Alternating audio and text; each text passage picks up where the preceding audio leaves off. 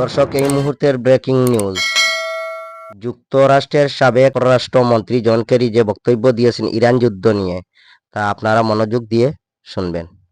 Israel ও যুক্তরাষ্ট্র গত 28 ফেব্রুয়ারি থেকে ইরানে হামলা শুরু করে। এই হামলার ফলে অচলাবস্থার মুখে মধ্যপ্রাচ্য, সেই সঙ্গে এর প্রভাব পড়েছে সারা বিশ্বে। ইরান যুদ্ধ নিয়ে এবার মুখ খুললেন সাবেক মার্কিন পররাষ্ট্রমন্ত্রী জন কেরি। দিলেন কিছু চমকপ্রদ তথ্য।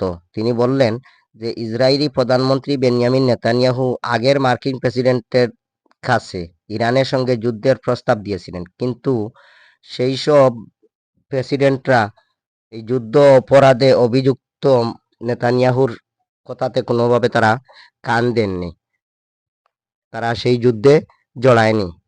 সাবেক মার্কিন পররাষ্ট্রমন্ত্রী আরও বলেন যে পূর্ববর্তী মার্কিন প্রেসিডেন্টরা ইরানের সঙ্গে যুদ্ধে যেতে রাজি হয়নি, কারণ তারা শান্তিপূর্ণ উপায়ে সব পথ যাচাই করে দেখেননি।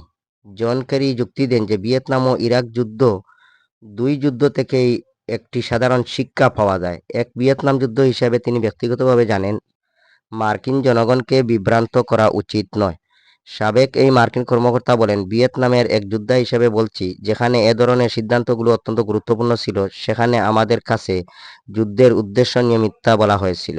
ভিয়েতনাম ও ইরাক যুদ্ধের শিক্ষা হলো, মার্কিন জনগণের কাছে মিথ্যা বলবেন না, তারপর তাদের ছেলেমেয়েদের যুদ্ধে পাঠাতে বলবেন না। জন কেরির এই বক্তব্য সাবেক মার্কিন পররাষ্ট্রমন্ত্রী জন কেরি বলেছেন, ইসরায়েলি প্রধানমন্ত্রী বেঞ্জামিন নেতানিয়াহু প্রেসিডেন্ট ওবামা ও প্রেসিডেন্ট বুশ এবং প্রেসিডেন্ট বাইডেনকে ইরানের বিরুদ্ধে যুদ্ধে জড়িয়ে পড়তে প্রস্তাব করেছিলেন, কিন্তু তারা সবাই এই প্রস্তাব প্রত্যাখ্যান করেছিলেন।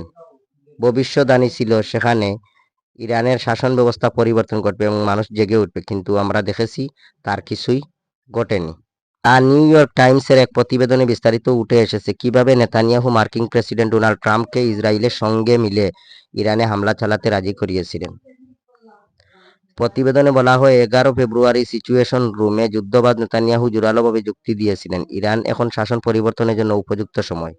তিনি আত্মবিশ্বাস প্রকাশ করে বলেছিলেন, যুক্তরাষ্ট্র ও ইসরায়েল যৌথ অভিযান শেষ পর্যন্ত ইসলামিক রিপাবলিকান গার্ডদের পতন ঘটাতে পারবে। প্রতিবেদন অনুযায়ী ট্রাম্প বলেছিলেন, এটি আমার কাছে ভালো মনে হচ্ছে। পরবর্তী সময়ে তিনি ইরানের বিরুদ্ধে এক যৌথ আগ্রাসনের সবুজ সংকেত দেন নেতানিয়াহুকে।